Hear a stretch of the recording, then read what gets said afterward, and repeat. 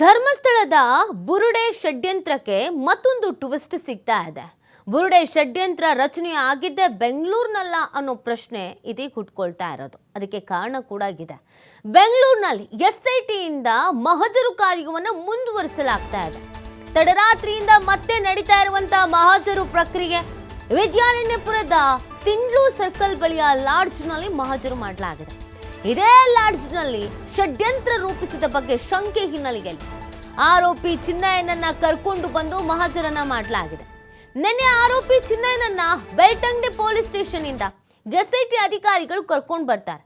ಅದಾದ್ಮೇಲೆ ಸ್ಥಳ ಮಹಜರು ಅಂತ ಹೇಳಲಾಗತ್ತೆ. ಬೆಂಗಳೂರಿನಲ್ಲಿ ಜಯಂತ್ ಟಿ ಮನೆಯನ್ನ ಶೋಧ ಮಾಡಲಾಗತ್ತೆ. ಯಾಕಂದ್ರೆ ಅಲ್ಲೂ ಕೂಡ ಚಿನ್ನಯ್ಯ ವಾಸ ಇದೆ ಅಂತ ಹೇಳ್ಕೊಂಡಿದ್ದಾನೆ. ತನಿಖಾ ಸಂದರ್ಭದಲ್ಲಿ ನಾನು ಕೇವಲ ಪಾತ್ರಧಾರಿ, ಸೂತ್ರಧಾರಿಗಳು ಬೇರೆಯವರು ಇದ್ದಾರೆ ಅಂತ ಹೇಳ್ತಾ ಇದ್ದ. ಸೊ ಅದಾದ ಮೇಲೆ ತಾನು ಎಲ್ಲೆಲ್ಲಿ ಇದ್ದ, ಸ್ಟೇ ಆಗಿದ್ದ, ಎಲ್ಲೆಲ್ಲಿ ಚರ್ಚೆ ಮಾಡಿದ್ರು, ಯಾರ್ಯಾರನ್ನು ಭೇಟಿ ಆಗಿದ್ರು, ಯಾರ್ಯಾರ ಹತ್ರಕ್ಕೆ ಹೋಗಿದ್ರು, ಈ ಎಲ್ಲ ವಿಚಾರವನ್ನು ಕೂಡ ಹೇಳಲಾಗಿದೆ. ಆ ಪೈಕಿ ಲಾಡ್ಜ್ ಒಂದರ ಹೆಸರನ್ನು ಕೂಡ ಹೇಳಿರೋದು. ಈ ಲಾಡ್ಜ್ನಲ್ಲಿ ನಾವು ಸ್ಟೇ ಆಗಿದ್ವಿ ಅಂತ. ಸೊ ಆ ಕಾರಣಕ್ಕಾಗಿ ಸ್ಥಳ ಮಹಜರಿಗೆ ಕರ್ಕೊಂಡು ಹೋಗಿದ್ದಾರೆ.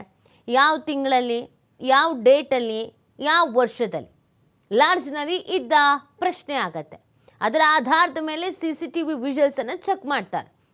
ನಾರ್ಮಲ್ ಆಗಿ ಬೆಂಗಳೂರಿನಲ್ಲಿ ರಾಜಧಾನಿಯಲ್ಲಿರುವ ಎಲ್ಲ ಲಾಡ್ಜಸ್ಗಳಿಗೂ ಕೂಡ CCTV ಅಂತೂ ಫಿಕ್ಸ್ ಆಗಿರತ್ತೆ. ಅಲ್ಲೇ CCTV ಚೆಕ್ ಮಾಡಿದಾಗ ಈತ ಒಬ್ಬನೇ ಇದ್ನ, ಈತನ ಜೊತೆ ಬೇರೆ ಯಾರಾದರೂ ಬಂದಿದ್ರ, ಗ್ಯಾಂಗಿಗಿತ್ತ, ಇಲ್ಲಿ ಏನು ಷಡ್ಯಂತ್ರ ಮಾಡಿದ್ರು, ಏನು ಮಾತಾಡಿದ್ರು, ಇಲ್ಲಿಂದ ಎಲ್ಲಿಗೆ ಹೋದ್ರು, ಎಲ್ಲವೂ ಕೂಡ ಪ್ರಶ್ನೆ ಆಗುತ್ತೆ, ಎಲ್ಲವೂ ಕೂಡ ಹೊರಗೆ ಬರುತ್ತೆ. SIT ಅಧಿಕಾರಿಗಳು ಇಂಚಿಂಚು ಮಾಹಿತಿಯನ್ನು ಕಲೆ ಹಾಕ್ತಿದ್ದಾರೆ.